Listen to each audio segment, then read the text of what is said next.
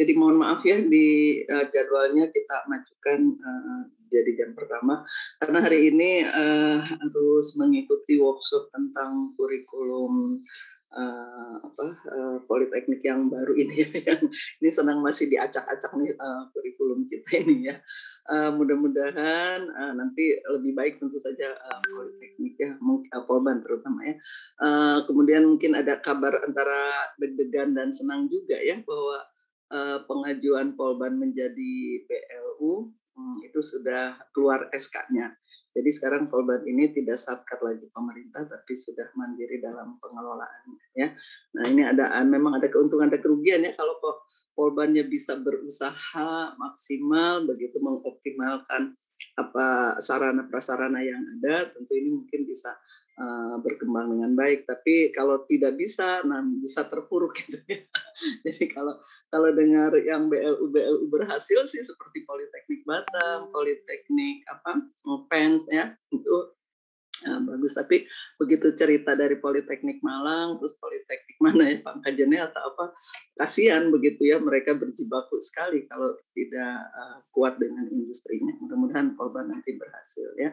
Karena gini, nanti 8 tahun yang akan datang itu pemerintah ini nggak tahu ya yang sekarang ini gimana keberpihakan terhadap pendidikan ini. Nanti itu diharuskan semuanya menjadi BLU. Nanti Polban didorong menjadi yang seperti UPI itu, badan hukum itu ya, BHU apa istilahnya itu. Nah, jadi pendanaan pemerintah itu akan semakin minim begitu ya. Tapi nggak tahu, kita kan 2 tahun yang akan datang pemerintahan baru ya, mungkin berubah lagi nanti kebijakan. Tapi kalau kita lihat sekarang, kalau nanti pemerintahan nanti jungto ke aturan yang ada, ini memberatkan juga politeknik yang belum berkembang dengan baik ya. Itu info tentang kampus Anda hari ini. Baik, hari ini kita akan membahas tentang etika penulisannya. Kita lihat relevansi antara plagiarism dengan teknik pengutipan itu. Nah, nanti saya hanya 2 jam saja sampai pukul 8.40 atau 8.30 ya, karena saya di rumah, saya harus ke Polban. Berangkat dari Polban itu pukul 9 begitu. Yang ikut workshop semua keluar kota. Nah, jadi nanti Anda bisa menyiapkan materi untuk minggu depan, yaitu tentang tata tulis laporan ya. Tata tulis laporan proposal dulu ya, saya lupa karena kalau TTK ini biasanya bergantung permintaan mahasiswa gitu.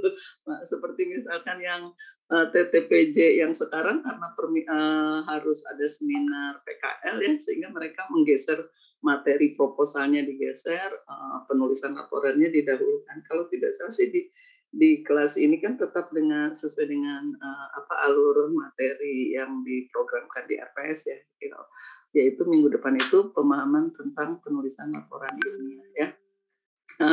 Sebetulnya gini, Anda bisa nanti, bagi yang belum ada buku terpaksa kan harus membuat ikhtisar begitu ya.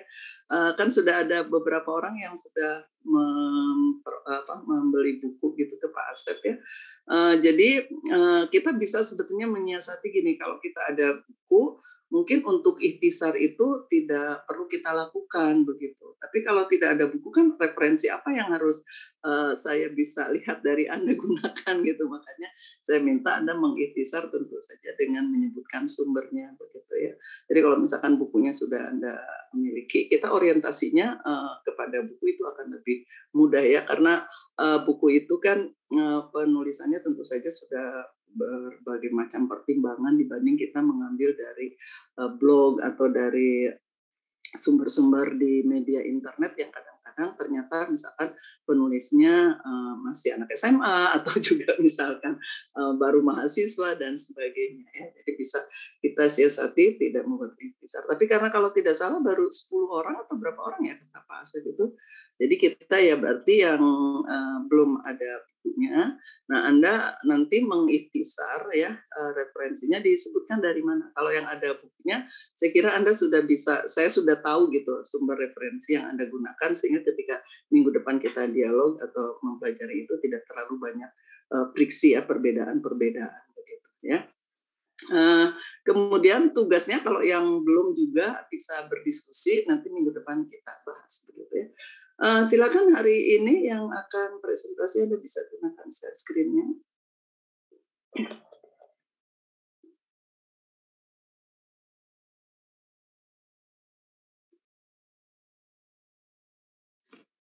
Baik Ibu, izin share screen ya Bu. Silakan Cindy.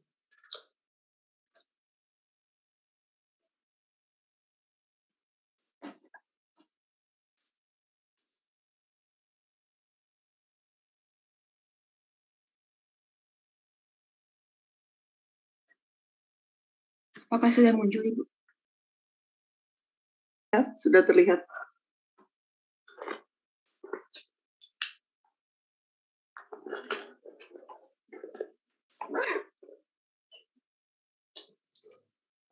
Baik, kita mulai, Bu. Assalamualaikum warahmatullahi wabarakatuh.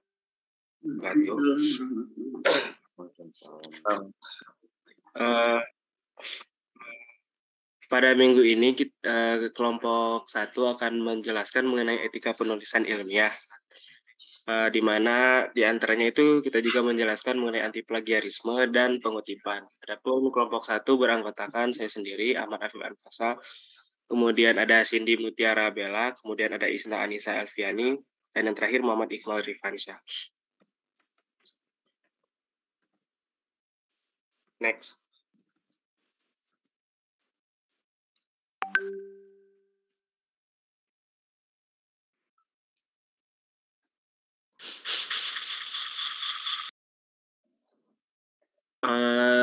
Untuk presentasi kali ini, adapun outline yang akan kami bahas itu yang pertama ada etika, di mana dijelaskan definisi menurut beberapa ahli.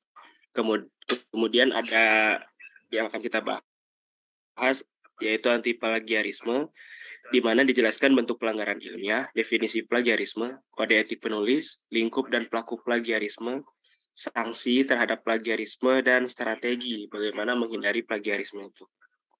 Kemudian yang terakhir nanti kita bahas mengenai pengutipan. Dijelaskan juga definisi pengutipan, jenis kutipan, fungsi kutipan, prinsip-prinsip pengutipan, hingga tata cara mengutip karya orang lain.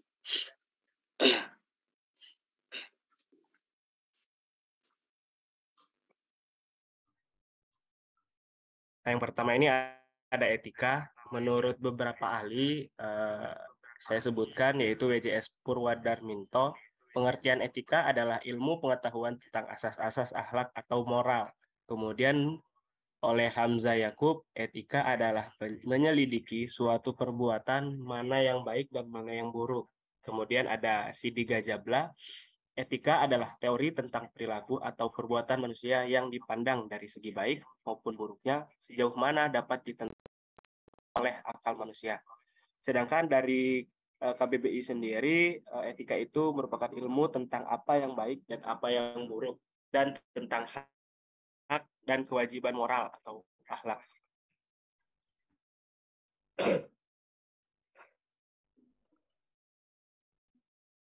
Nah, selanjutnya itu anti plagiarisme. Sebetulnya untuk bentuk pelanggaran ilmiah itu ada banyak ya. Mungkin bisa diklasifikasikan menjadi 7 jenis. Ada fabrication, falsification, plagiarisme, exploitation, injustice, intended careless, sama yang terakhir duplication. Namun yang akan kita bahas kali ini adalah plagiarisme. Jadi plagiarisme itu di mana pencurian proses, objek atau dan hasil dalam mengajukan usul penelitian, melaksanakannya, menilainya, dan dalam melaporkan hasil-hasil suatu penelitian. Kemudian seperti pencurian gagasan, pemikiran, proses, objek, dan hasil penelitian baik dalam bentuk data maupun berupa kata-kata. Termasuk bahan yang diperoleh melalui penelitian terbatas atau yang bersifat rahasia, usulan rencana penelitian dan naskah orang lain tanpa menyatakan penghargaan.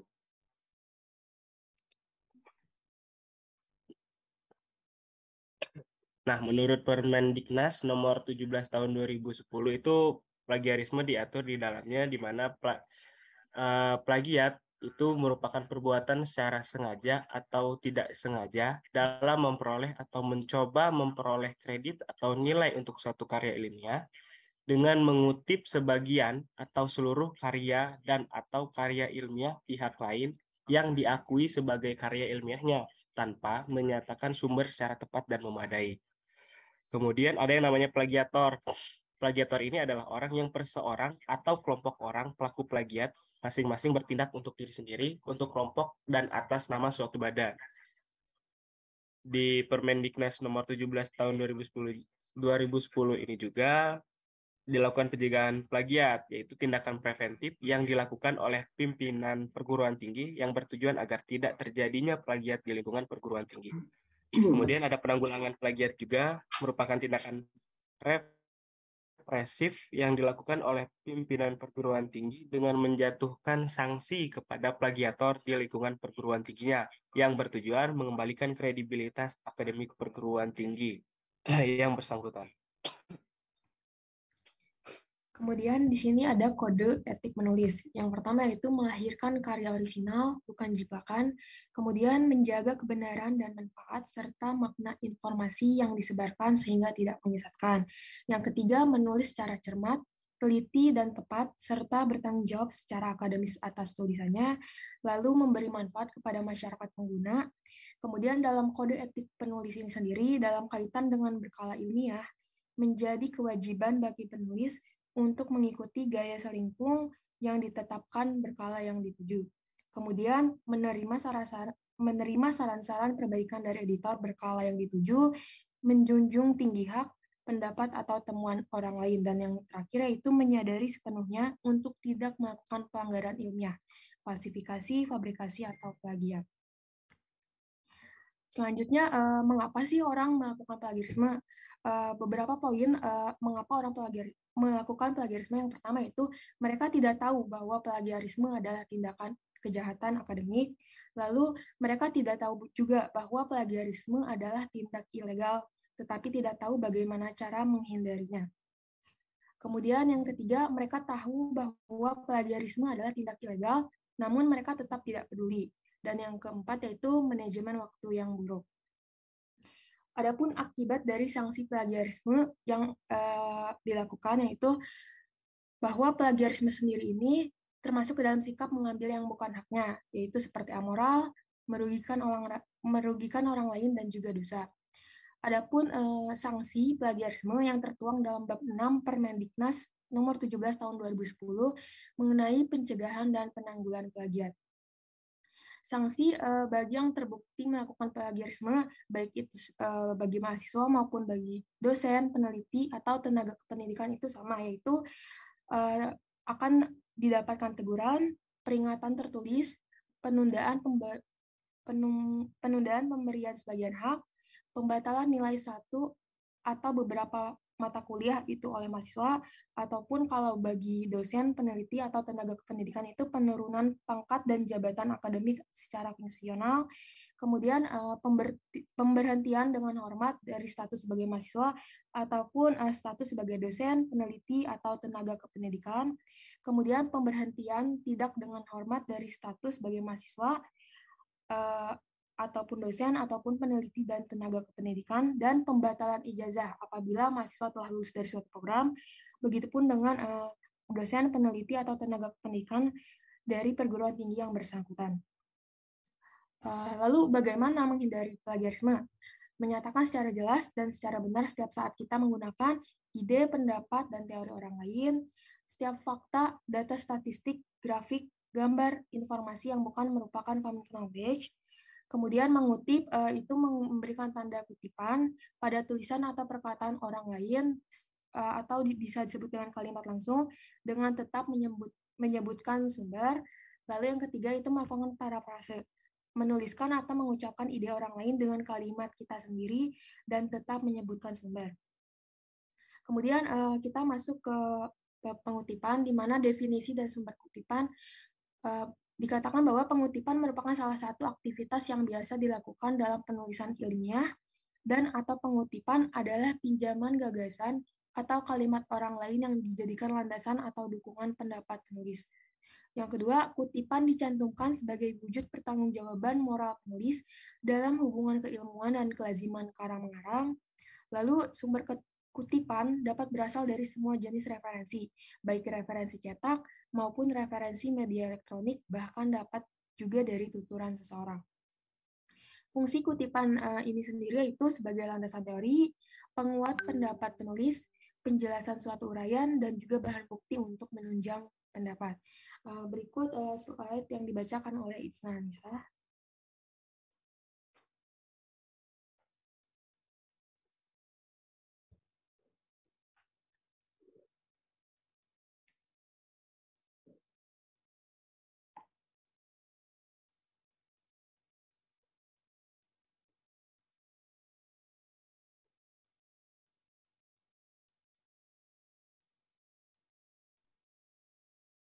Apakah suara saya terdengar?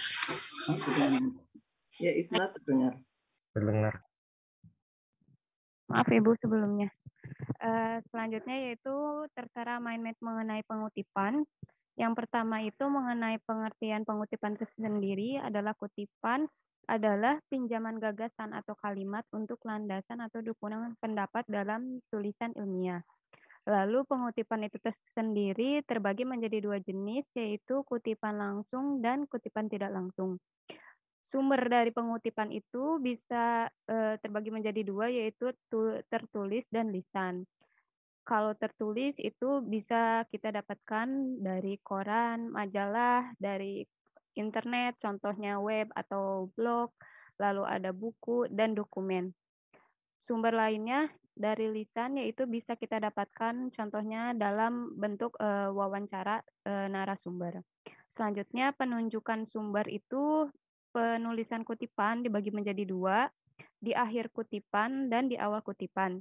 Di akhir kutipan biasanya tertulis kutipan terlebih dahulu, lalu ditulis nama pengarang, tahun, dan nomor halaman.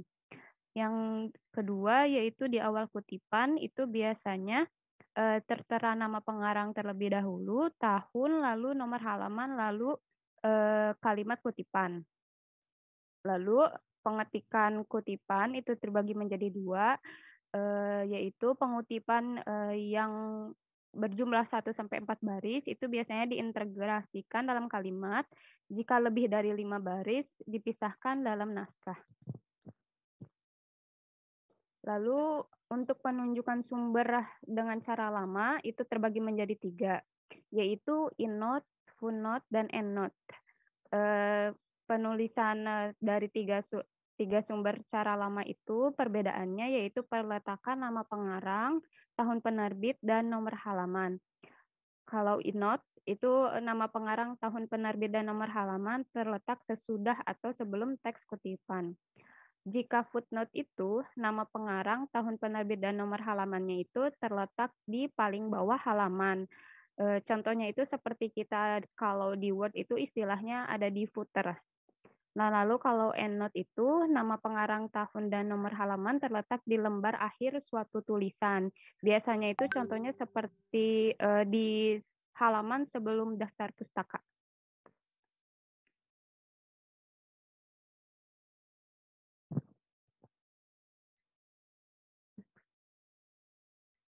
Nah, berikut merupakan contoh InNote dan FootNote. Kalau InNote itu seperti yang tadi disebutkan, penulisan nama pengarang, tahun, dan nomor halaman bisa di awal kutipan atau di akhir kutipan.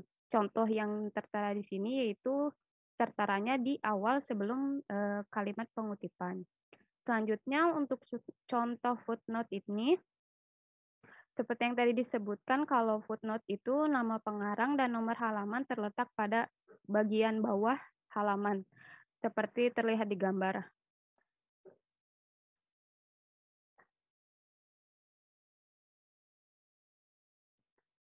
Itu yang tadi saya sebutkan merupakan penunjukan sumber dengan cara lama. Sekarang penunjukan sumber saat ini terbagi menjadi dua, yaitu bila sumber kutipan dituliskan terlebih dahulu sebelum kutipan, contohnya ada di awal sebelum kutipan, tulisan nama akhir pengarang. Kemudian diikuti dengan penulisan tahun yang diapit kurung. Contohnya, Badudu dalam kurung tahun 2002 menuliskan, baru dilanjutkan dengan kalimat pengutipan. Lalu contoh selanjutnya, ini Capra dalam kurung tahun, lalu menuliskan tanda kutip kalimat kutipan. Nah, yang kedua, bila nama sumber kutipan dituliskan di akhir kutipan, tuliskan nama akhir pengarang, kemudian tahun yang diapit kurung. Contoh, tanda kutip, kalimat kutipan, sampai selesai, lalu nama pengarang dan tahun disatukan dalam satu tanda kurung dan dipisahkan dengan tanda koma.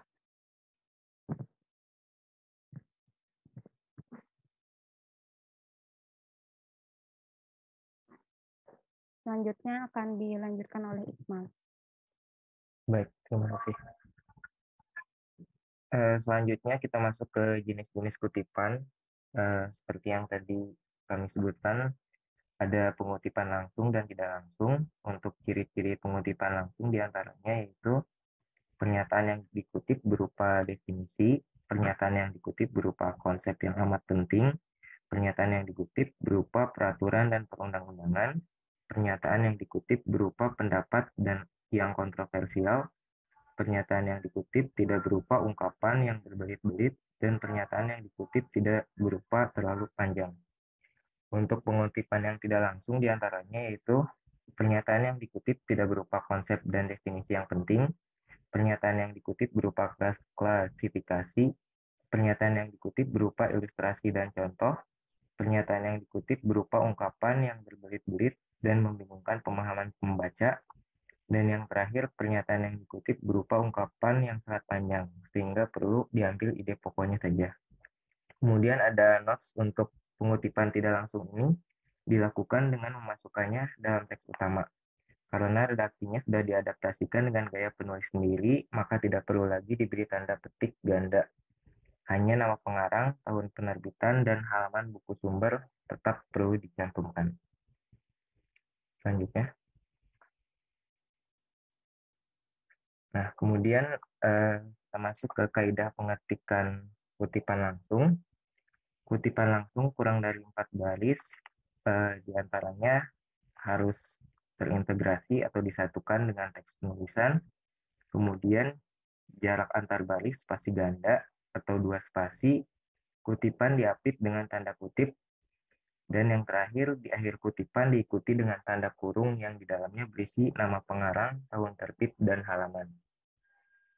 Mungkin nanti contohnya ada di akhir slide. Untuk kutipan lebih dari 4 baris, kutipan dipisahkan dari teks dengan jarak 2 spasi, jarak antar baris 1 spasi, kutipan boleh diapit dengan tanda kutip atau tanpa tanda kutip. Akhir kutipan diikuti dengan tanda kurung yang di dalamnya berisi nama pengarang, tahun terbit, dan halaman. Kemudian yang terakhir, seluruh kutipan menjorok ke dalam 5-7 huruf atau karakter. Bila alinea baru yang dikutip, maka baris pertama ditulis menjorok. Selanjutnya. Nah, ini merupakan kaidah pengetipan kutipan tidak langsung. Kutipan tidak langsung pada umumnya yaitu inti pendapat dari sumber dengan menggunakan bahasa penulis dengan tidak mengubah inti pendapat aslinya. Tetapi kutipan tidak langsung tidak diberi tanda kutip. Ini merupakan cara penulisan untuk kutipan yang tidak langsung. Yang pertama, mencantumkan nama akhir pengarang dan tahun terbit, _2, nomor halaman di dalam kurung jika nama pengarang ditulis sebelum kutipan. Contohnya, dalam hal klausa, Alwi, dalam kurung 2000, tahun terbit, dan 39 ini merupakan nomor halaman menyatakan.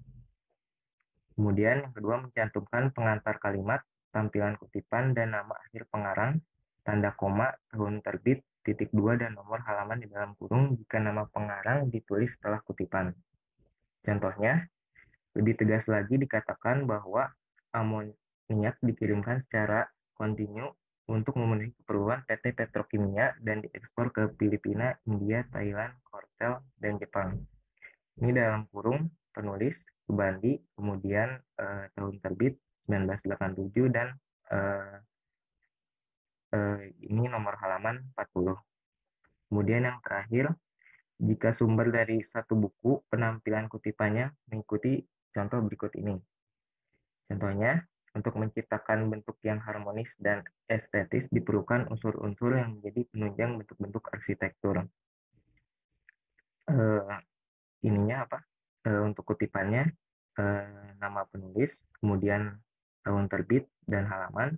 Kemudian jika dalam buku lain atau sumber lain itu ditulis lagi penulis, tahun terbit dan nomor halaman. Selanjutnya, nah ini adalah contoh kalimat kutipannya. Yang sebelah kiri itu pengutipan langsung. Bisa ditulis dalam dua bentuk. Apabila ditulis di awal, contohnya seperti ini. Kata pres menurut Abdullah. Abdullah di sini penulis. Kemudian di dalam kurung itu tahun terbit dan nomor halaman 77. Berikut selanjutnya itu diikuti oleh kutipannya, yaitu mulanya dimaksudkan untuk menyebutkan mesin cetak, namun kemudian berkembang seperti pengertian dalam arti luas tersebut. Apabila diubah ke bentuk lain, namun masih dalam jenis pengutipan langsung, itu ditulis dulu si kutipannya, yaitu kata pres mulanya dimaksudkan untuk menyebutkan mesin cetak, namun kemudian berkembang seperti pengertian dalam arti luas tersebut. Di akhirnya ditulis nama penulis, yaitu Abdullah, koma, kemudian tahun terbit, titik 2, nomor halaman. Nah, untuk pengutipan tidak langsung, contohnya seperti berikut. Menurut Poloma di sini penulis, dalam kurung itu tahun terbit 1984, titik 2, itu ada nomor halaman, dari nomor halaman 308 sampai 310. Kemudian diikuti dengan isi kutipannya. Selanjutnya,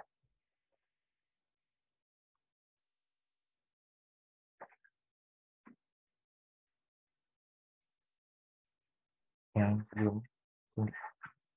Nah, ini seperti yang tadi kami sebutkan, untuk pengutipan langsung lebih dari 4 baris, itu tidak menggunakan tanda petik 2 lagi. Jadi setelah isi dari kutipan tersebut, kemudian diikuti oleh nama penulis di dalam kurung, yaitu Asrul Sani, kemudian tahun terbit 1959 dan nomor halaman 7. Untuk yang pengutipan tidak langsung masih sama seperti contoh sebelumnya. Apabila ditulis di awal, itu contohnya dalam hal klausa, Alwi, nama penulis, kemudian di dalam kurung itu ada tahun terbit dan nomor halaman, kemudian diikuti dengan isi kutipan. Kemudian apabila di akhir itu ditulis dulu isi kutipannya, kemudian diikuti dengan nama penulis di dalam kurung, koma, tahun terbit, dan nomor halaman. Mungkin itu saja yang dapat kami sampaikan. Terima kasih. Assalamualaikum warahmatullahi wabarakatuh.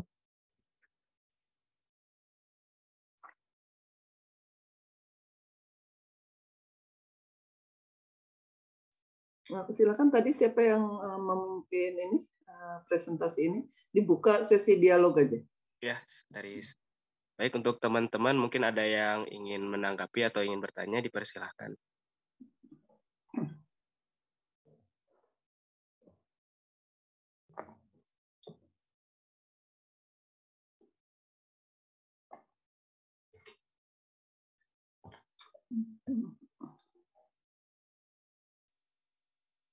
Ya, langsung saja. Rizky Burhanuddin. Baik, terima kasih Kang.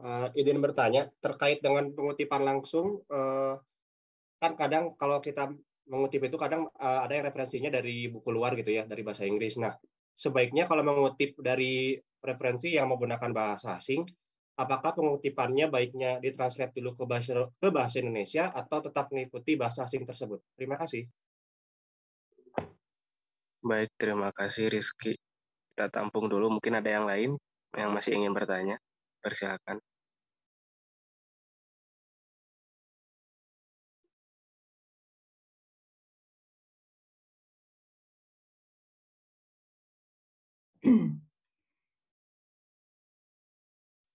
Mau bertanya? Kang? Ya, Kang, silakan. Ini kalau misalnya kita bikin suatu karya tulis gitu. Terus ada beberapa kalimat yang sama dengan penulis lain gitu. Apa itu disebut plagiat atau gimana? Gitu aja sih. Baik, terima kasih Kang. Padahal nggak lihat bukunya gitu ya, nggak lihat sumbernya. Iya.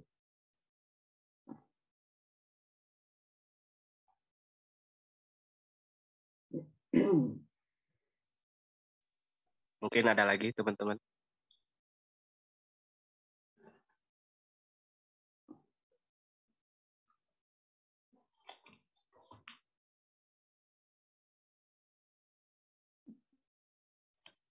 Saya izin bertanya, apabila kita mengutip tapi tidak ada nama pengarang itu seperti apa ya?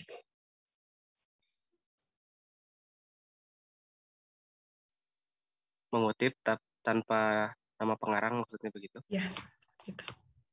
Ya.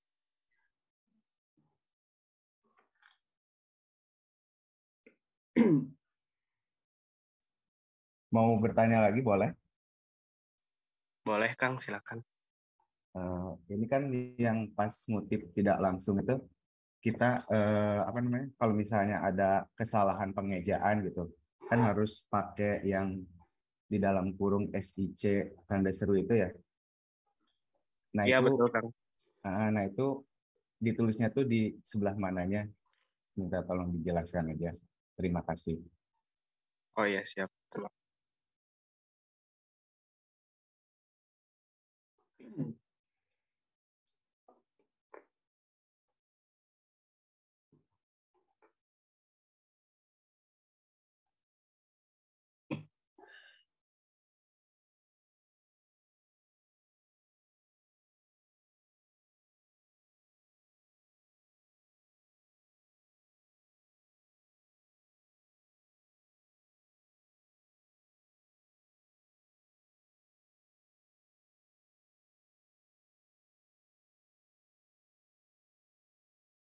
Mungkin sambil dijawab dulu, ya Bu ya. Atau apakah dari teman-teman masih ada yang ingin ditanyakan? Izin bertanyakan, Iya, silakan. kalau misalnya penulisnya itu lebih dari 3, apakah ditulis DLL seperti di daftar pustaka atau gimana ya Kang? Terima kasih.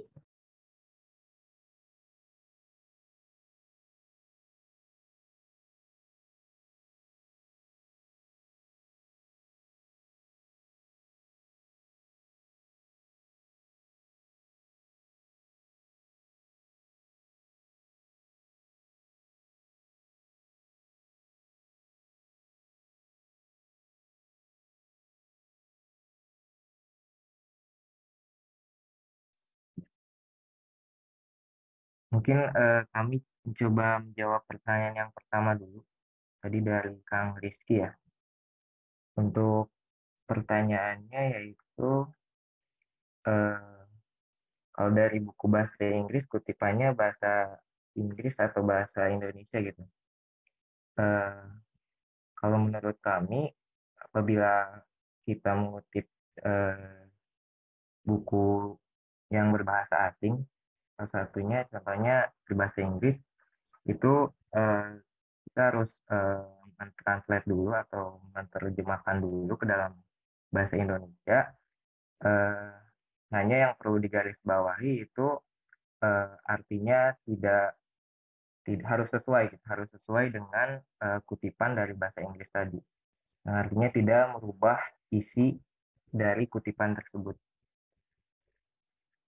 Mungkin begitu, Kang Rizky Burhanuddin. Ada Baik tanggapan? Kang, terima kasih mungkin sudah terjawab. Ya.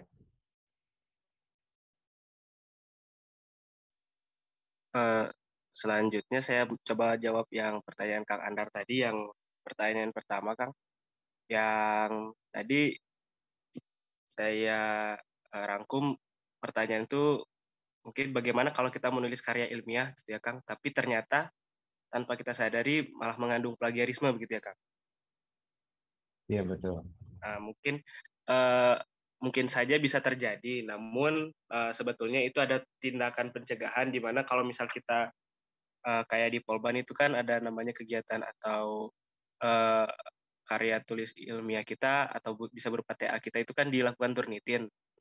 Nah, dari Turnitin itu kita bisa mengecek apakah tulisan kita itu apakah ada yang mengandung plagiarisme, karena kan seperti di Polban itu batas kemiripan katanya itu kalau tidak salah terakhir itu 5 kata, Kang, kayak gitu. Jadi apabila memang terjadi kesamaan dengan karya tulis orang lain, itu kita bisa melakukan yang namanya mungkin parafrase kayak gitu, Kang, tanpa mengubah substansi dari kalimat itu kayak gitu.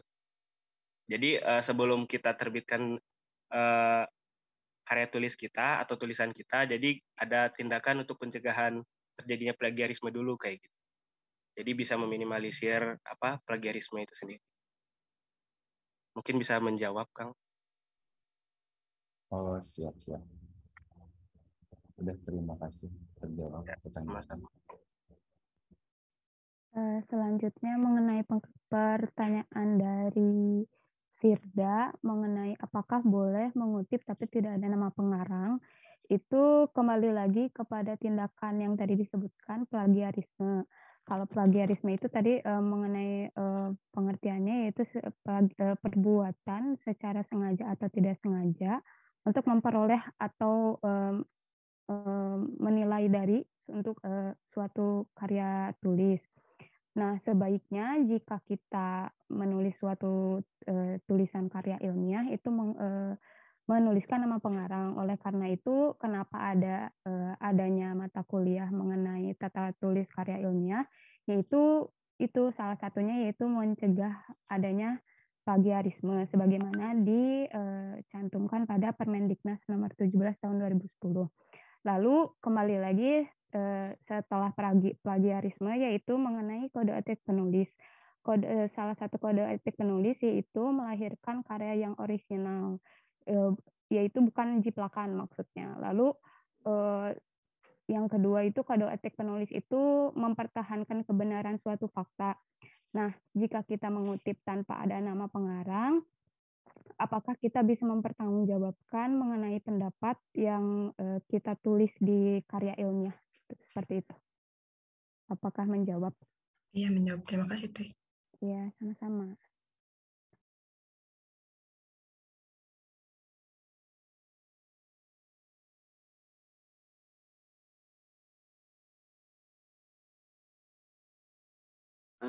Izin mau diskusi ya. Ya, boleh, Kang. Teman-teman. Ini terkait dengan pengutipan bahasa asing, mungkin ini juga jadi bahan pertanyaan untuk kami. Ini memang terjadi kasus ya, sekarang saya udah kerja dan pernah terjadi kasus seperti ini sih. Dulu saya pernah diinstruksikan untuk bersurat ke mana, ke stakeholder lah ya, ke bagian lain. Itu ada beberapa kalimat yang konten surat ya atau isi surat yang bersumber dari asing, seperti dari dari ASTO, ASTM, dan sumber-sumber penelitian yang dilakukan di luar ya. Nah, itu kan saya juga dalam penulisan surat itu saya cari sumber referensi harus diterjemahkan. Cuma dari pihak legal kami gitu ya, dari perusahaan itu harus menyebutkan dari sumber aslinya. Jadi bahasa Inggrisnya tetap dituliskan dengan kaidah tata tulis bahasa Indonesia ya, dengan dimiringkan atau di italik gitu kan, dengan dimiringkan. Lalu nanti deskripsi atau penjelasan mengenai tulisan tersebut diterjemahkan, diartikan lagi lah, diartikan atau diperjelas di kalimat selanjutnya gitu. Mungkin ini juga jadi bahan pertanyaan kami ke Bu Yuli, Bu. Kira-kira yang benar harus seperti apa? Karena dari legal kami malah menginstruksikan tetap dituliskan sumber aslinya, yaitu bahasa Inggris. Bahasa Inggrisnya tetap dituliskan gitu. Kira-kira seperti apa ya teman-teman? Mungkin ada yang bisa jelaskan atau langsung Bu Yuli. Terima kasih. Kalau saya nanti ya Pak Adi ya, Kang Adi. Ya, siap. Terima kasih Bu. Ya, monggo dari teman-teman dulu barangkali ini. Sekalian sharing Ibu. Kalau dari saya setuju juga sih Kang ya, mungkin biar tidak ini apa, jadi ada sumber aslinya dulu gitu dari satu kutipan dalam bahasa Inggris, baru kita terjemahkan gitu ya. Ya. Jadi mungkin nggak, teman-teman di luar sana kan mungkin ada yang tidak menerjemahkannya sesuai dengan sumber aslinya, maka ditaruh dulu sumber aslinya, baru diterjemahkan ke dalam bahasa Indonesia. Mungkin maksudnya itu. Betul. Jadi dituliskan semua. Tadi kan jawaban dari teman-teman kan langsung diartikan ya, langsung diartikan. Nah, kalau yang sekarang udah terjadi di lapangan nih, kita udah terjadi di lapangan itu sumber aslinya tetap dituliskan walaupun berbahasa Inggris, entah bahasa asing semuanya dituliskan dulu gitu ya. Biasanya kan referensi dari bahasa Inggris ya. Bahasa Inggrisnya dituliskan, nanti di kelanjutan kalimatnya kita jelaskan maksud dan tujuannya apa ke arah situ. Itu sih arahan dari itu. Dulu gitu. Mungkin dari teman-teman ada referensi lain.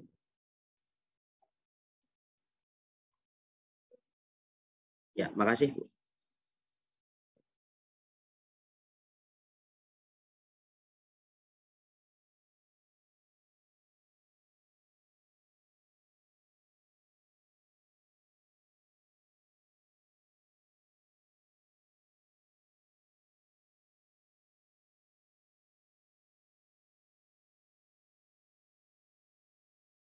Nah, mungkin sambil menunggu jawaban untuk Kang Adi ini, tadi ada pertanyaan Kang Andrianto juga belum terbahas ya tentang penulisan SIK itu, posisi SIK-nya di mana dan sebagainya. Nah, Cindy. Oh iya Ibu, tadi ingin menjawab untuk pertanyaan Kang Andar yang kedua ya sepertinya kalau nggak salah. Untuk penulisan SIK ketika kita di dalam pengutipan, kalau misalkan sumber yang kita kutip itu terjadi kesalahan penulisan ataupun istilahnya tidak bertanggung jawab atas penulisan atas tulisan dia begitu. Jadi kita mengutip sumber itu seperti biasa, namun untuk kurung sikusik itu diletakkan setelah kata yang terjadi kesalahan begitu, Kang Andar. Jadi langsung aja mengutipnya seperti biasa, namun untuk kata yang salah atau yang tidak benar itu langsung setelah katanya itu langsung diberi tanda kurung sik kayak gitu. Oh, jadi langsung ya di yang pas yang salahnya itu ya? Iya betul Kang. Oh, setelah kata yang salah.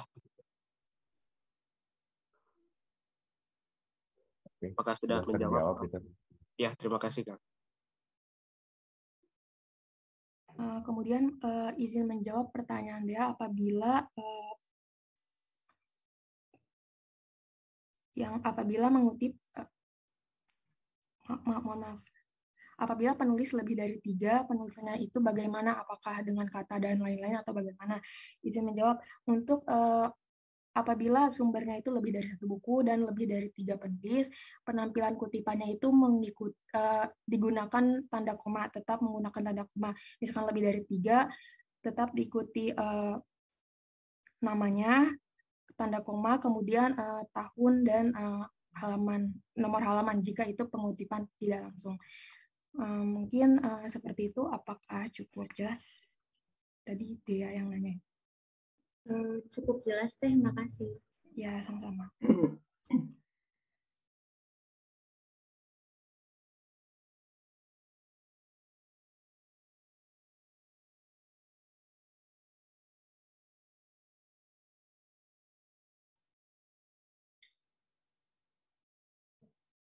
Afif, karena waktu kita sudah pukul 7:05 ya. Nah, biar yang pertanyaan Adi nanti saya bahas saja sekalian ya.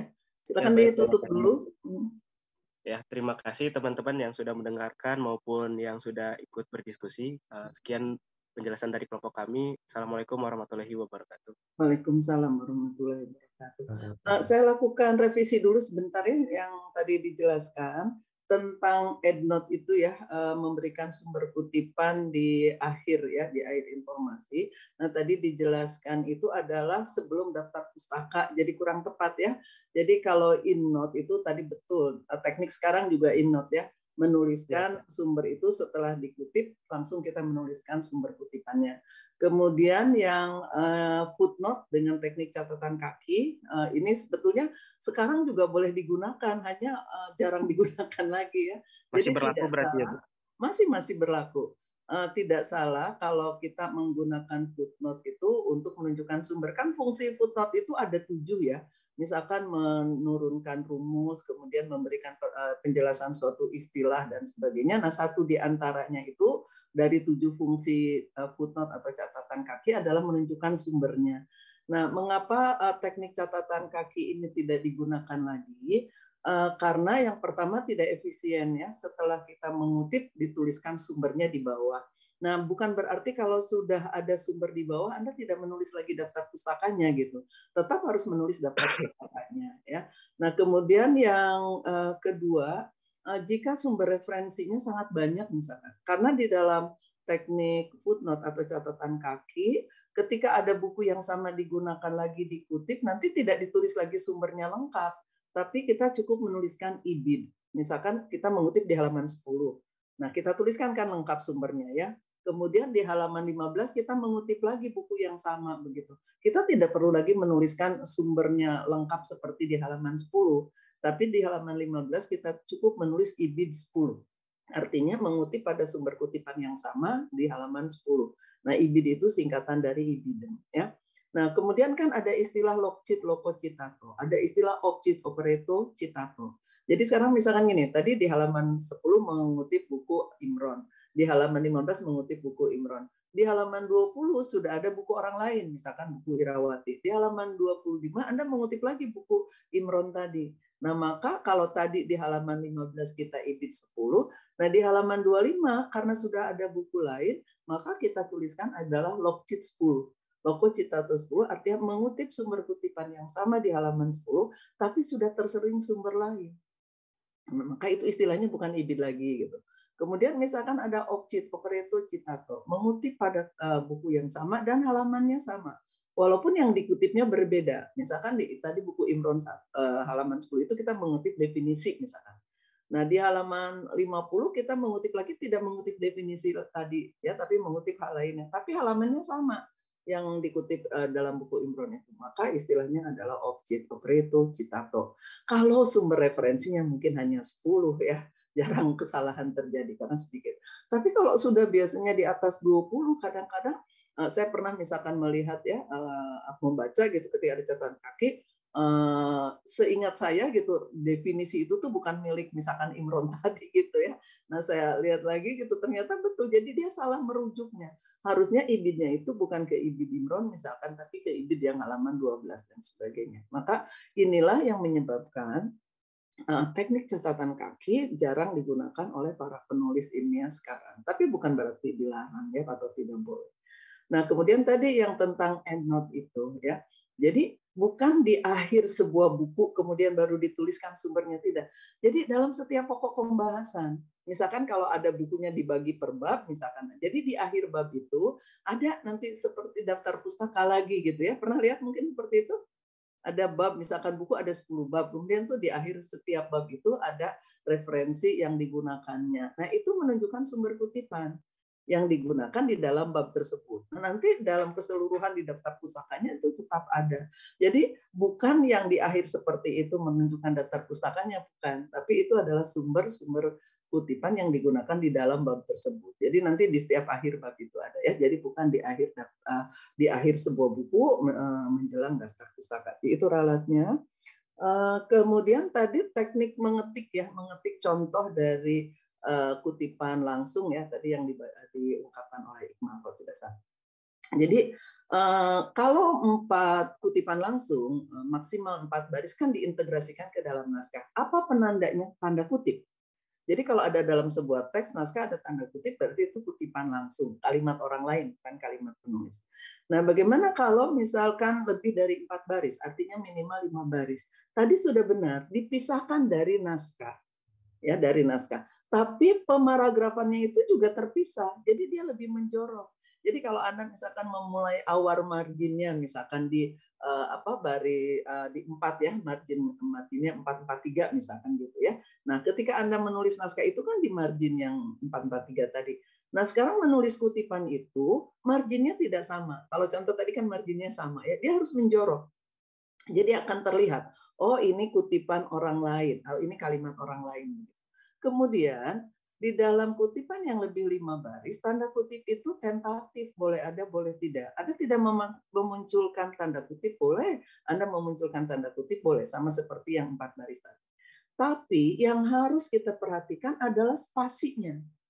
Jadi kalau dalam naskah yang standar itu kan kalau untuk TA 2 ya, 2 spasinya itu 2. Kalau untuk keseharian kita kan kita boleh 1,5 spasi. Nah, ketika kita menuliskan kutipan langsung yang lebih dari 4 baris tadi, maka spasinya harus rapat. Jadi ketika tidak ada tanda kutip, akan terlihat bahwa itu adalah kutipan langsung, bahwa itu kalimat orang lain dengan terlihat tadi spasi lebih rapat, kemudian paragrafnya lebih menjorok. Kalau tadi kan dalam contoh sama saja ya spasinya. Makanya saya bilang, saya tuh tadi lihat-lihat begitu ya, apakah ini spasinya berbeda atau tidak. Jadi ternyata saya lihat tadi tidak berbeda. Jadi harusnya kutipan langsung yang lebih dari 4 baris itu atau minimal 5 baris itu spasinya harus rapat. Jadi dalam sebuah naskah itu sebetulnya sudah akan terlihat mana yang merupakan kutipan, mana yang bukan. Kalau kutipan langsung kan tidak ada penanda seperti itu ya, tapi penandanya hanyalah nama akhir dan tahun kan begitu. Tapi kalau kutipan langsung, selain nama akhir dan tahun publikasinya, yang pertama adalah adanya tanda kutipan kalau itu terintegrasi dalam naskah. Kalau lebih dari 4 baris maka akan terpisah dari naskah dengan paragraf tersendiri dan spasi yang berbeda dari naskah ya. Jadi itu relatifnya. Nah, saya akan bahas secara umum ya. Jadi tadi sudah dikatakan plagiarisme itu ya atau pelaku itu kan tadi masih halus-halus ya definisi yang digunakannya, meminjam tanpa menyebutkan sumber dan sebagainya.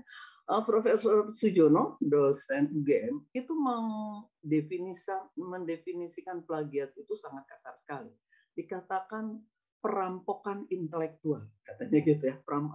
Jadi yang disebut dengan plagiarisme itu perampokan intelektual. Lain kan kalau meminjam lain ya.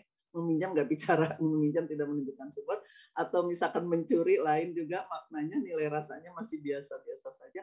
Tapi kan kalau sudah dikatakan perampokan itu nilai rasanya sangat keras sekali ya. Jadi betapa Sujono ini mengistilahkan kata plagias itu dengan kekasaran tadi, dengan kata yang sangat vulgar tadi, tapi ini mengingatkan kita bahwa ketika terjadi plagiarisme itu memang sangat merugikan pihak-pihak yang diplagiasi ya seperti itu.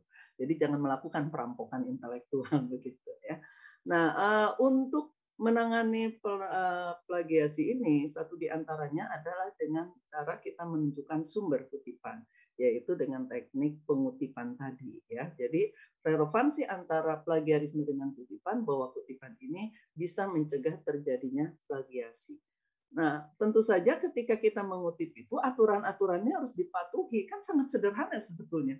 Asal kita mau menunjukkan sumber begitu ya dengan nama akhir dan tahun, maka sudah kita akan terhindar dari plagiasi. Tapi tentu saja sumber yang kita pilih itu harus bisa dipertanggungjawabkan. Maka validitas dan reliabilitasnya harus kita perhatikan begitu ya. Nah, makanya saya katakan minggu lalu misalkan jangan mengambil blog dari anak SMA misalkan gitu, atau sama mahasiswa tapi yang lebih rendah misalkan ya. Tapi kita harus mengambil ya kalau bisa sih memang pendapat-pendapat para pakar ya, para ahli atau suatu teori yang sudah ajeg misalkan, sehingga kita bisa bertanggung jawab dengan sumber kutipan tersebut. Karena ini ya kan yang akan kita rujuk. Yang akan kita rujuk kalau kita lihat definisi kutipan itu kan adalah referensi yang kita gunakan sebagai landasan kita berpendapat atau dukungan terhadap pendapat kita. Itu kan definisi pengutipan yang sederhana. Jadi bagaimana kita mau berpendapat berdasarkan kutipan yang ada kalau kutipannya saja tidak reliable, tidak valid begitu. Bagaimana kita punya pendapat supaya orang lain percaya dengan apa yang kita kemukakan kalau dukungan terhadap pendapat kitanya misalkan tidak bisa dipertanggungjawabkan. Kan orang menjadi malah tidak akan memahami begitu ya. Nah, jadi fungsi kutipan dulu yang harus kita sadari selain tadi untuk menangani plagiarisme, untuk apa sih Anda mengutip begitu kan? Ya. Nah, ketika Anda mengutip itu kan bukan untuk supaya tulisannya tambah tebal, bukan supaya tambah banyak ya. Atau mungkin kalau selama ini seperti itu, jadi setelah paham tentang kutipan, saya berharap Anda kembali ke jalan yang benar begitu ya. Jadi niat kita mengutip itu bukan untuk mempertebal tulisan, tapi untuk tadi landasan kita berpendapat atau kita punya pendapat ingin dipercaya, diyakini pembaca, maka kita cari dukungan gitu. Mengapa kita perlu berlandasan ketika berpendapat? Karena supaya ada ya pernyataan yang ajeg dulu yang sudah teryakini begitu ya, yang sudah diyakini para pembaca, sehingga ketika kita bertitik tolak dari situ, maka orang akan percaya dengan pendapat kita karena tidak sembarangan kita berpendapat begitu. Itulah yang dikatakan bahwa kutipan itu sebagai landasan kita berpendapat. Atau tadi saya katakan, kita sudah punya pendapat dulu nih, tapi supaya yakin pembaca itu, maka kita mencari dukungan terhadap pendapat kita. Ya, saya sering menjelaskan misalkan ke mahasiswa dengan sederhana sekali. Kalau saya menulis tentang misalkan silaturahmi, saya katakan, orang nggak akan percaya pada saya. Karena kan silaturahmi tidak linear dengan kepakaran saya tentang linguistik, tentang bahasa begitu ya. Kalau saya nulis misalkan silaturahmi sangat dipentingkan bagi umat manusia karena dengan silaturahmi akan muncul harmonisasi sosial. Orang membaca Yuliawati siapa dia gitu kan ya.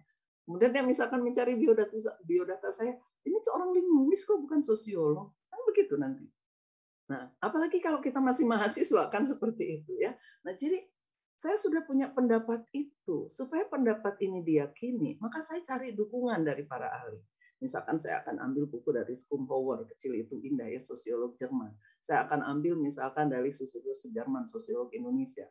Mungkin dari unsur agamanya saya ambil buku Miftah Farid misalkan, yang berbicara tentang silaturahmi misalkan.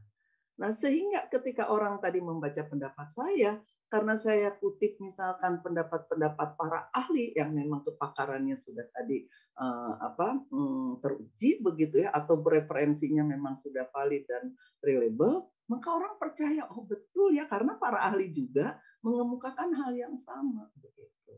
Jadi itu fungsi kutipan. Sehingga ketika kita mengutip itu kita sadar, kita meminjam gagasan orang lain itu mau dijadikan landasan atau mau dijadikan dukungan. Apalagi kalau yang penelitian-penelitian menggunakan hipotesis.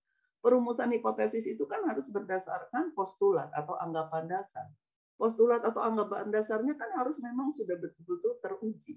Jangan sampai Anda mengambil hipotesis dari postulat atau anggapan dasar yang tidak bisa teori atau yang misalkan suatu definisi, suatu dalil yang masih bisa diperdebatkan misalkan seperti itu. Ya, jadi itu fungsi kutipan. Sehingga kalau kita sadar dengan fungsi kutipan tadi, tentu saja kita akan mencari sumber yang bisa dipertanggungjawabkan. Satu di antaranya adalah ada pengarangnya begitu ya. Jadi kalau misalkan Anda menemukan sumbernya tidak ada pengarangnya, cari saja dulu topik yang sejenis dengan sumber yang tidak ada pengarangnya tersebut. Kalau memang tidak ada, biasanya mungkin ini berupa grand teori gitu ya, misalnya Anda kan ada kata kunci ya, itulah fungsinya kata kunci itu, kita cari kata tersebut kan nanti akan muncul tuh artikel-artikel yang terkait dengan kata kunci tadi misalkan. Ya kita cari yang itu aja yang lengkap informasinya. Misalkan tidak ada nih, tidak ada referensi tentang tersebut, kita terpaksa menggunakan referensi yang tanpa nama. Kita masih bisa lihat, ada tidak lembaga yang bertanggung jawab. Anda kalau mengutip SNI kan nggak akan ada namanya. Ya. Ada nggak nama untuk SNI? Nggak ada kan? Nah, tapi SNI ini dikeluarkan oleh lembaga apa? Mungkin oleh PU atau mungkin langsung oleh Badan Akreditasi Nasional, BAN misalkan. Ya. Nah, jadi kalau tidak ada nama, kita bisa memasukkan pengganti nama itu adalah lembaga yang bertanggung jawab dengan referensi yang kita gunakan. Karena nanti di dalam daftar pustaka juga begitu, kalau tidak ada nama kan lihat badan. Kalau badan atau lembaganya ada, maka pengganti nama itu adalah nama lembaga tersebut. Tapi tidak perlu dibalik susunannya seperti kita menuliskan nama akhirnya nama akhir saja. Sehingga kalau misalkan ada Badan Akreditasi Nasional, Anda tuliskan nasional saja. Tidak demikian. Kalau nama badan kita tuliskan dengan lengkap, begitu. Ya. Nah sekarang misalkan tidak ada, terpaksa nih ya, tidak ada nama, tidak ada lembaga yang bertanggung jawab, tapi kita terpaksa mengambil itu. Nah, satu di antara caranya adalah kita jadikan itu sebagai lampiran. Jadi nanti informasinya tidak ada di daftar pustaka. Jadi ketika Anda mengutip, Anda nanti setelah kutipan itu lihat lampiran berapa. Artinya sumbernya ada di situ. Misalkan namanya nggak ada, tahunnya nggak ada, mungkin sumbernya itu misalkan kertas yang tanpa sengaja Anda temukan begitu ya. Nah, jadi kalau memang misalkan Anda kan kalau buku itu lengkap, referensi itu lengkap kan pasti ada judul, ada nama. Ini misalkan Anda tiba-tiba menemukan satu halaman, mungkin bekas beli nasi rames dan sebagainya, ini ada nih yang bisa saya gunakan misalkan seperti itu ya. Tapi tidak ada informasi, ya jadikan saja lampiran. Artinya kita bertanggung jawab bahwa itulah sumber yang kita gunakan. Gitu. Ya. Nah kemudian ada teknik lain, masukkan judulnya. Tapi kan tadi misalkan, jangankan nama, judul juga tidak ada misalkan.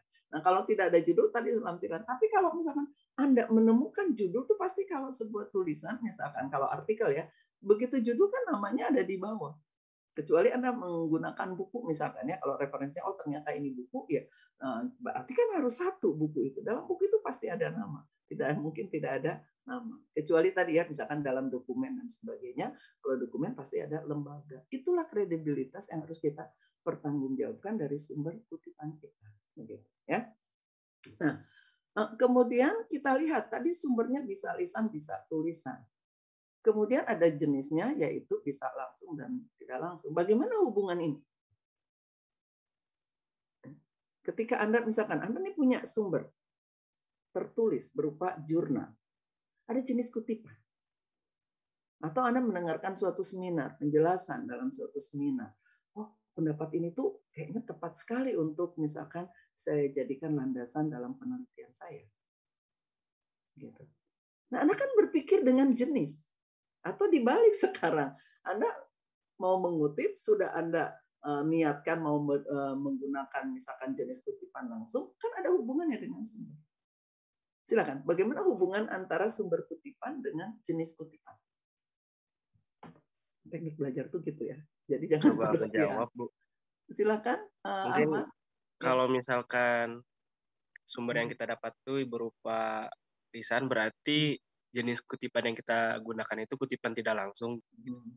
Kalau misalkan ya sebaliknya, kalau misalkan sumber yang kita dapatkan itu berupa tulisan, berarti kita bisa menggunakan dua, bisa menggunakan kutipan langsung, berarti menyertakan tulisan sumber itu secara utuh atau secara tidak diubah, ataupun bisa juga dengan kutipan tidak langsung dengan mungkin merubah kalimat-kalimat yang ada dari sumber kayak gitu.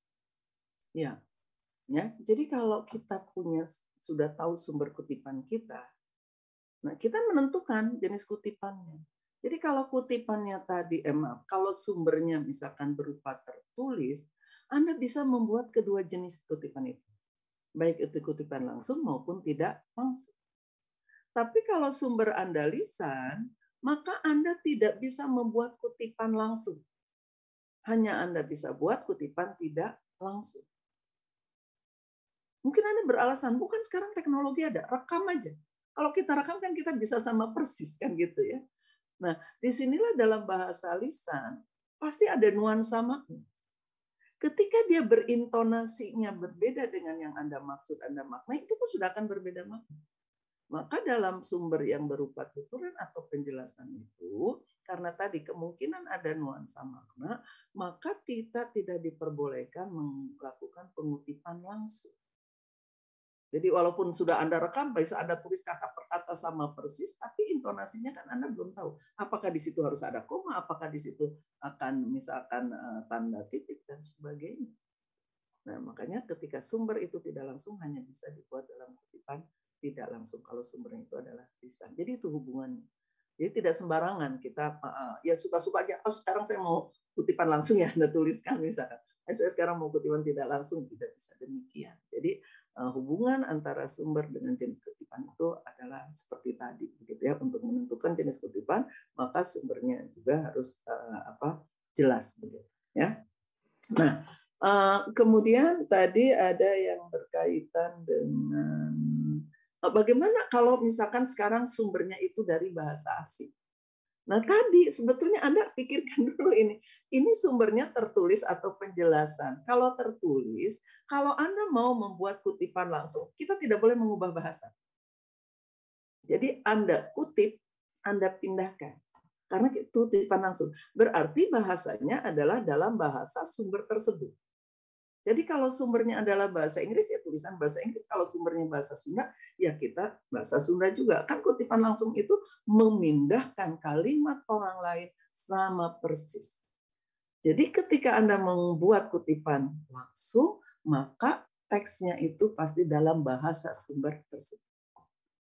Nah, kalau Anda membuat kutipan tidak langsung, maka Anda boleh menggunakan bahasa Anda sendiri, bahasa kita, bahasa karya tulis kita. Karena kan kita hanya meminjam gagasan, kita hanya meminjam ide-idenya, tapi dituliskan kehendak kita, kan begitu. Ya, makanya di dalam membuat kutipan tidak langsung kan bisa dalam ikhtisar, bisa dalam bentuk ringkasan.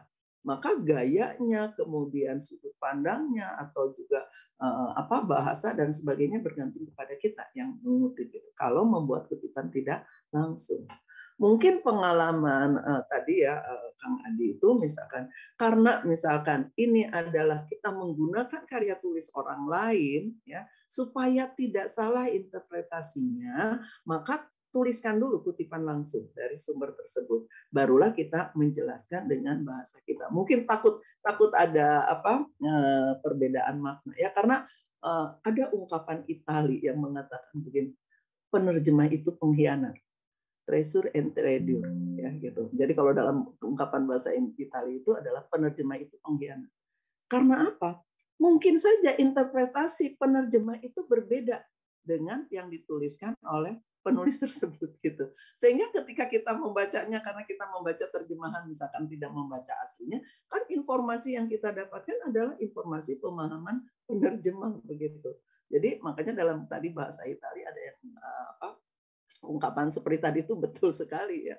Penerjemah itu adalah bisa menjadi seorang pengkhianat kalau tidak begitu tepat misalkan mengungkapkan gagasan yang dimaksud. Jadi kalau Anda memang misalkan tadi kan sudah jelaskan ya sebetulnya oleh siapa tadi Afif ya. Misalkan kalau kutipan langsung itu misalkan hanya teori, dalil, hukum seperti itu kan. Kalau pendapat saya pengen buat itu kutipan tidak langsung. Tapi mengapa misalkan dalil itu harus kutipan langsung? Karena tadi kalau kita tidak mengutip langsung bisa salah interpretasi kita, bisa sedikit berbeda. Atau misalkan sebuah hukum misalkan, ketika Anda mengutip hukum Newton gravitasi, jangan Anda interpretasikan dengan menggunakan kutipan tidak langsung, tapi Anda langsung tulisan hukum gravitasi tadi, hukum Newton tadi seperti itu. Nah, jadi kalau itu dari bahasa asing bergantung kepada kita ya, dan bergantung pada tadi tentang apa ini yang kita kutip. Jadi bisa dalam bentuk bahasa asingnya langsung atau juga bisa dalam bentuk bahasa pengutip itu sendiri begitu ya. Jadi itu dipertimbangkan. Jadi tadi supervisinya bagus sekali ya Kang Adi ya, misalkan karena kehati-hatian daripada nanti digugat, daripada nanti misalkan masalahkan begitu ya. Apalagi kalau perusahaan itu kan kehati-hatiannya luar biasa ya. Kalau para mahasiswa biasanya masih ceroboh-ceroboh ya, masih berpikir masih diampuni begitu. Tapi kalau sudah perusahaan kan bisa tuntutannya luar biasa ya. Jadi mungkin tadi supervisi Anda lebih baik tuliskan sumber aslinya, kemudian baru kita jelaskan. Berarti itu tekniknya ketika Anda tuliskan harus menggunakan teknik kutipan langsung begitu ya. Aturan-aturan kutipan langsungnya harus dipenuhi seperti itu ya. Terima kasih Bu. Kemudian sebentar. Tadi tentang sumber ya, ada penjelasan yang kurang tepat sebetulnya antara nggak tahu ya, mungkin saya menginterpretasikan pertanyaan dari Dea ya atau Firdayanti ya. Bagaimana kalau pengarangnya itu dari satu sumber lebih dari satu misalkan gitu ya. Kan kalau dalam daftar pustaka kita bisa gunakan ditulis nama orang pertama saja, kemudian kita tuliskan yang lainnya dengan dan kawan-kawan begitu kan ya. Nah, apakah dalam kutipan juga sama? Nah, ini tuh nanti akan bergantung kepada format daftar pustaka yang kita tentukan. Jadi kalau Anda menggunakan format daftar pustakanya APA, American Philosophical Association, nah penulisan dari sumber kutipan itu adalah nama-nama akhir ketiganya dimasukkan, gitu. Ya. Tapi kalau kita menggunakan format EPI, menggunakan format MLA, cukup nama orang pertama saja, kemudian yang lainnya tidak dituliskan, tapi kita tuliskan dan kawan-kawan atau et al. Kalau untuk pengarang asing begitu. Saya kira itu ya mungkin pertanyaannya kalau pemahaman saya. Karena tadi kalau dijawabnya adalah bila sumbernya lebih dari satu. Ini yang saya pahami dari pertanyaan itu sumbernya satu, tapi pengarangnya banyak begitu ya.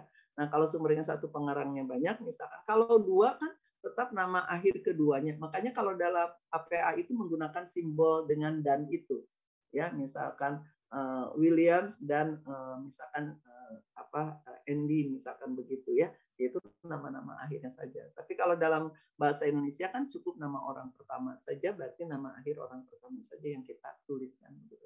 Jadi ini akan berhubungan dengan sumber dengan penulisan daftar pustakanya ya. Nah, kemudian tadi pengutip tidak ada mau pengarang sudah.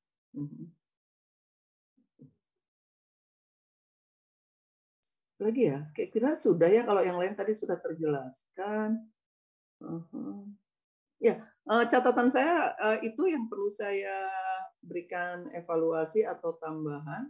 Kalau ada yang mau ditanyakan lagi, silakan. Izin bertanya, Bu. Ya, silakan, Luis. Ini kalau terkait tadi yang sumbernya dari lisan, Bu, kutipan dari lisan itu kalau misalkan kemarin saya baca dari referensi itu harus ada izin dari pembicaranya tersebut ya Bu. Nah untuk perizinannya tersebut tuh apakah cuma secara lisan juga atau ada tertulisnya Bu? Ya. Terima kasih. Ya, kalau dalam suatu seminar, kita hadir dalam suatu seminar, sebetulnya izin tidak perlu lagi. Karena artinya informasi itu sudah diberikan oleh si pembicara tadi untuk didengar oleh halayak kan begitu.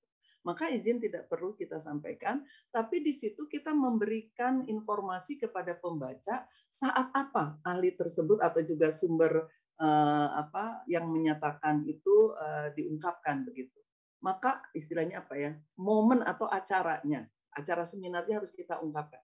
Misalkan Anda menghadiri seminar tentang fondasi, misalkan yang diselenggarakan oleh Frankie Foundation itu ya, misalkan. Nah, dia seminarnya kapan, topiknya tentang apa, di mana itu diungkapkan. Kemudian Anda sebutkanlah nama akhir dari pembicara tadi. Jadi tidak perlu kita minta izin, gitu. Karena itu dia ketika seminar itu artinya informasi boleh diakses oleh masyarakat, begitu. Ya. Nah, tapi kalau memang Anda misalkan sengaja ya mencari informasi tentang itu, tapi bukan sebagai sumber data ya, misalkan bukan sebagai sumber data, ingin menambah wawasan Anda misalkan begitu. Nah, tentu saja ketika Anda ngobrol seperti itu selesai Anda izin bahwa apa yang dibicarakan tadi atau obrolan tadi ini akan dijadikan sumber kutipan begitu ya. Atau bahkan mungkin di awalnya harus kita sampaikan begitu.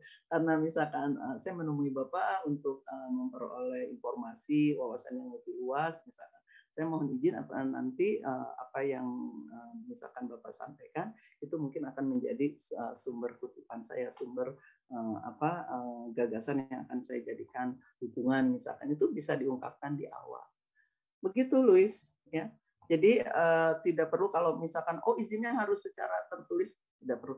Kecuali kalau melalui email ya. Kalau melalui email ya kita bisa ungkapkan gitu loh, email pembicaraan kita dilampirkan. Tapi kalau misalnya itu tidak perlu. Apalagi kalau dalam suatu seminar itu artinya informasi tersebut memang sudah ditujukan untuk halayak. Jadi kita tidak perlu izin lagi. Paham ya yang lain? Baik Bu, terima kasih. Ya. Izin bertanya sekali lagi Bu. Ya, silakan Bu. Kalau masih terkait dengan hal itu kalau misalkan kita menuliskan sumber kan di daftar pustaka juga dituliskan ya Bu. Kalau misalkan untuk kutipan tidak langsung yang dari pembicaraan tersebut, penulisan di daftar pustaka bagaimana ya Bu? Ya, kita pahami definisi daftar pustaka. Daftar pustaka itu adalah semua referensi tertulis yang dijadikan sebagai sumber data atau sebagai penunjang. Itu kan definisinya. Sehingga kan kalau tuturan lisan tidak masuk ke dalam definisi daftar pustaka. Makanya tadi saya katakan ketika kita mengambil kutipan, menggunakan sumber lisan untuk kutipan kita, momen tadi atau acara tadi, waktu tadi, ya itu harus kita ungkapkan. Jadi mungkin kalau istilah berita 5W 1H-nya harus terungkap ya. Misalkan what apa topiknya, kemudian who siapa namanya, kemudian when kapan diungkapkan, where di mana. Nah itu dijelaskan apakah sebelum kutipan atau setelah kutipan bisa digunakan. Jadi tidak akan ada sumbernya di dalam daftar pustaka. Begitu ya Kang Luis? Baik Bu, terima kasih banyak Bu. Iya. Ya ini Kang Dali silakan mau bertanya.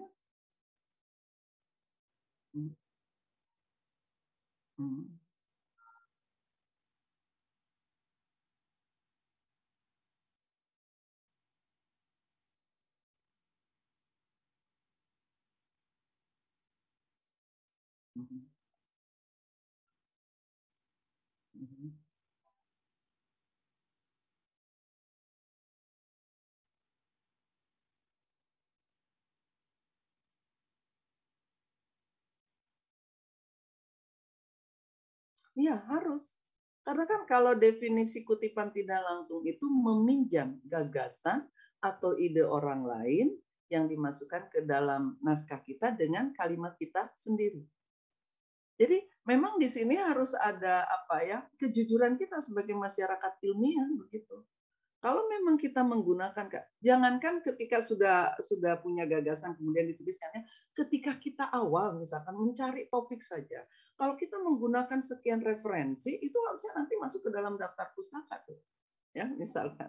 Nah itu saja harusnya seperti itu. Kemudian sekarang misalkan kita tuliskan, kita membaca 3 buku misalkan untuk mendapat pengertian misalkan tentang struktur atas fondasi misalkan begitu ya. Nah ketika kita mencari pengetahuan tentang struktur atas fondasi dari 3 buku itu, Anda tidak mengutip dari buku itu secara langsung memindahkan kalimat-kalimatnya tidak, tapi dengan membaca 3 buku itu Anda punya pemahaman yang dimaksud dengan struktur atas sebuah fondasi misalnya. Nah itu kan artinya kita sudah meminjam, ya. Apalagi kalau memang kita mengikhtisar langsung misalkan dari sebuah tulisan itu harus masuk ke dalam daftar termasuk ke dalam kutipan. Jadi saya ingat tadi pertanyaannya siapa nih Kang Andar ya misalkan. Gimana kalau tulisan kita tiba-tiba dianggap sebagai plagiasi ya. Nah, itu saya alami terus selama menulis ini kalau sudah tadi ya dicek dengan Turnitin itu seperti kalimat gini. Penelitian ini bertujuan. Nggak mungkin lah saya nyontek nggak mungkin saya mengutipkan kalimat seperti ini.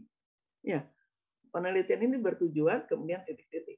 Di Turnitin itu diberi hijau. Kemudian saya cek hijaunya ini apa? Oh, hijau ini misalkan berupa paper mahasiswa. Begitu. Karena paper mahasiswa ini lebih dulu publikasi, sedangkan saya mau publikasi saya cek, jadi tulisan saya ini sudah ada yang lebih dulu mempublikasikan, yaitu misalkan paper mahasiswa tadi. Ya, sehingga kalau saya gunakan ini, tetap itu dianggap sebagai plagiasi. Ya saya ubah saja kalimatnya. Jadi misalkan tujuan yang ingin diperoleh dalam penelitian ini kan sudah beda, maknanya sama gitu ya. Nah, akhirnya cek lagi. Jadi kalau di Polban, kalau di sipil itu kalau tidak salah Turnitin itu setelah sidang ya. Kalau mau Anda publikasi mendapatkan tanda surat bebas masalah kan gitu ya. Itu baru di Turnitin. Biasanya pekerjaannya Kang Adit nih ya misalkan. Jadi di sipil dilakukannya seperti itu. Tapi kalau di elektro itu syarat sidang. Jadi kalau misalkan untuk nirkabel, toy ya yang D4, belum kesamaannya itu hanya 15%, mereka nggak boleh sidang dulu. Gitu. Tingkat kesamaannya kan untuk D4 itu di Polban distandarkan adalah 15% ya. Untuk dosen dengan mahasiswa pasca itu 10%. Untuk mahasiswa D3 itu adalah 20%. Nah, jadi kalau di sipil Anda boleh sidang dulu kan gitu. Tapi ketika Anda mau mendapatkan bebas masalah ini diturnitin dulu. Nah, karena sipil berpikir biasanya suka banyak revisi yang dilakukan setelah sidang itu.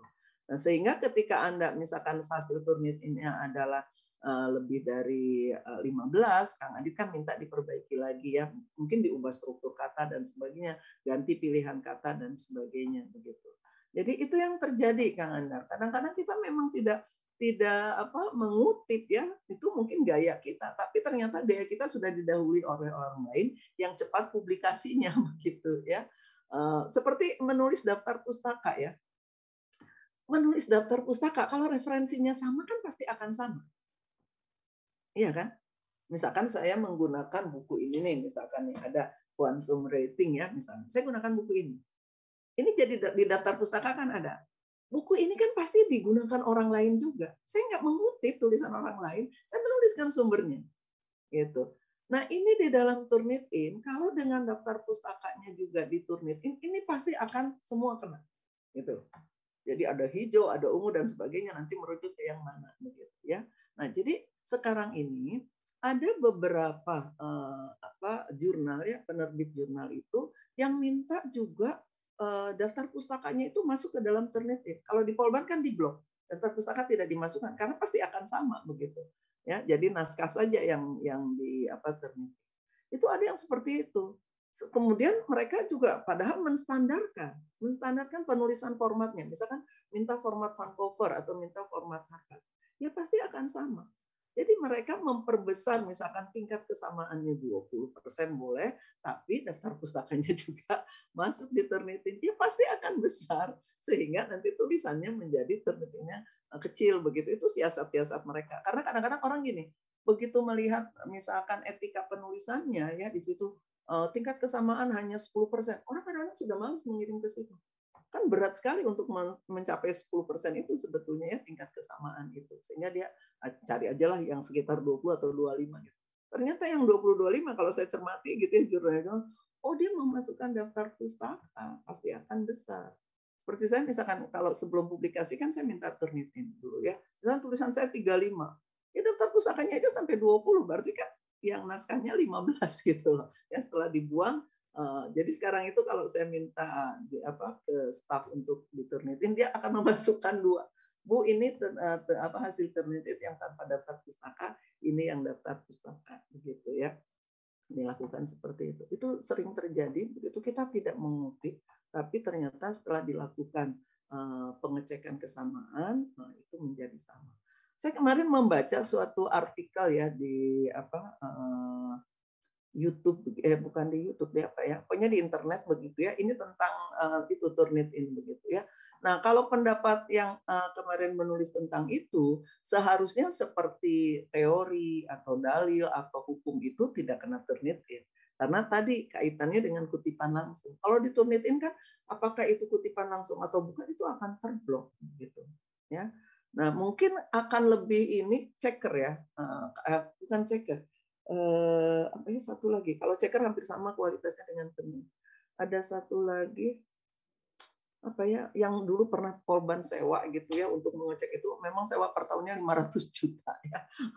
Mahal, makanya akhirnya Polban menyewa Turnitin. Kalau Turnitin itu per tahunnya hanya 200 juta, kemudian kita mendapatkan 20 password ya. EndNote kalau tidak salah. Kalau EndNote itu kalau tidak salah 500 juta. Nah, passwordnya itu kita hanya dapat 10 begitu ya. Jadi mahal, makanya udah kita berhenti. Tapi itu memang bagus sekali kalau EndNote itu ya. Jadi dia akan jelaskan tingkat kesamaannya, kemudian dia beri keterangan solusinya seperti apa dan sebagainya.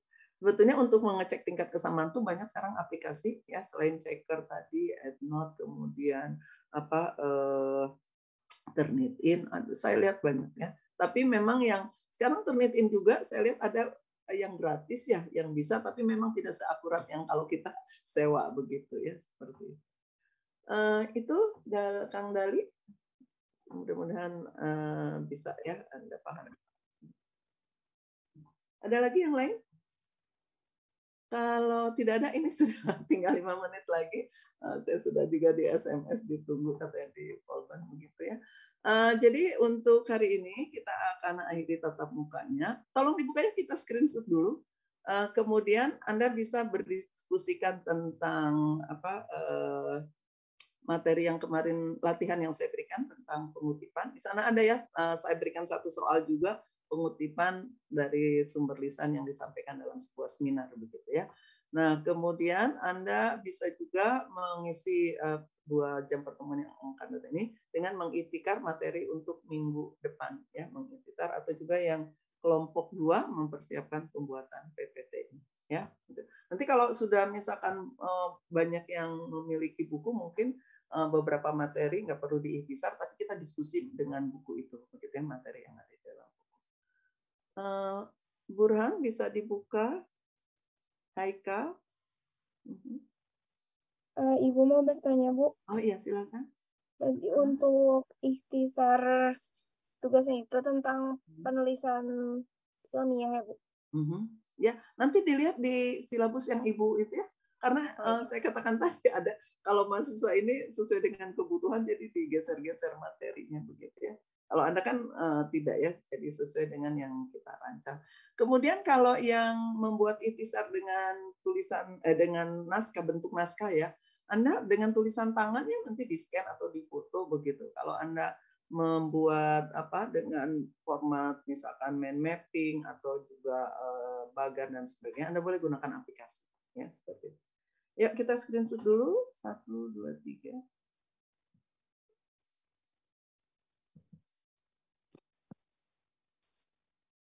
Ya, terima kasih. Kita tutup yang muslim dengan hamdalah, non muslim silakan menyesuaikan ya. Alhamdulillah. Bu, sebelumnya maaf izin ini. Ada satu mahasiswa yang izin gak masuk hari ini karena sakit. Alfian Fadilah Akbar. Alfian nih tinggal di Bandung ya, kalau nggak salah ya? Ya, orang Bandung. Ini yang di Cimahi bukan, di Cipageran itu? Alfian dulu, mungkin sekarang udah nikah kali ya? Udah nikah belum Alfian? Belum? Belum, Bu. Oh, belum. Berarti dengan Alfian itu ya.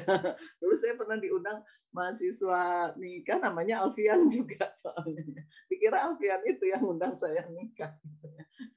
Jadi dia nikah undang saya. Ya, Ibu pamit ya. Wassalamualaikum warahmatullahi wabarakatuh. Waalaikumsalam. Terima kasih, Bu. Terima kasih banyak, Ibu. Salam, Bu.